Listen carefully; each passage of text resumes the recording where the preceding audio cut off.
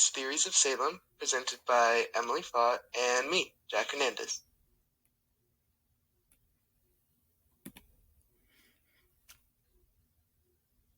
Okay, so for the introduction, the Salem witch trials was a very tragic event. 25 people were murdered, all because of paranoia of the unknown.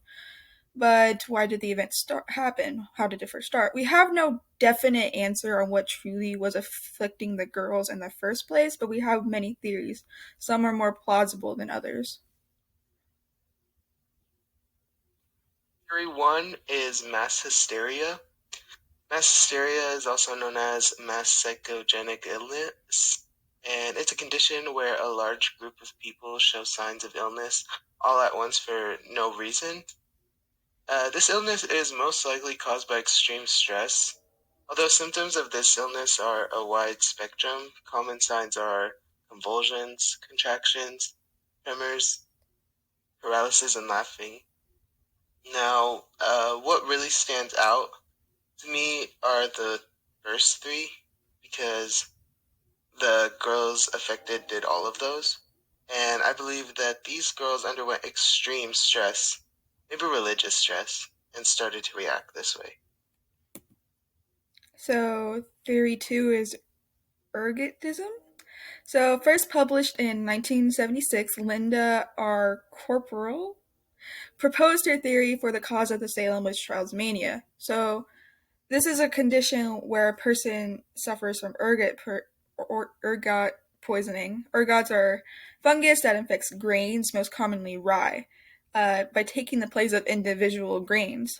Um, the plague would have grown without a problem since the conditions were perfect. So it was like wet and stuff. Symptoms of ergotism includes convulsive fits, muscle spasms, paresthesia, nausea, vomiting, and hallucinations. This theory is a bit controversial because there are some holes in it. One of the problems with this theory is that most symptoms of this condition doesn't match very well with what the afflicted girls had in the first place. Third theory is greed. And the girls may have started the whole thing out of greed, because this theory goes that the girls wanted to get rid of some townsfolk so they could take their land. And the evidence behind this is that Ann Putnam Jr. was raised by notoriously greedy parents. Ann's mother was jealous of Rebecca Nurse because she had many kids, and Ann had only 7 out of her 8 kids. And Anne's father was also greedy. He accused many people so he could take their land. But the issue with this theory is the lack of evidence and the fact that Mr. Putnam also accused poor people who had no land.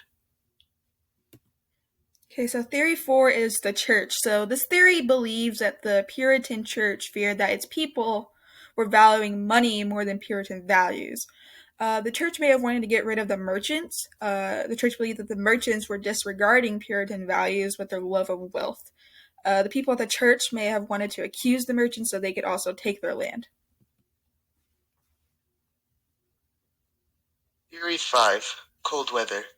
When the trials took place, it took place during what climatologists called the Little Ice Age, and this ice age lasted about 500 years.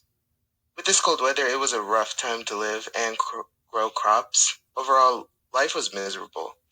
With these terrible conditions, the people looked for a scapegoat. They believe witches controlled the weather, and the girls could have been stressed from the conditions or simply gotten sick from the cold. Okay, so outro. We will probably never know what really caused the girls to act the way they did or what truly caused it. However, we can learn from these events and not replay history. So hopefully these theories push you or others to form your own theories. And here are our sources. And here's some more sources. So thank you.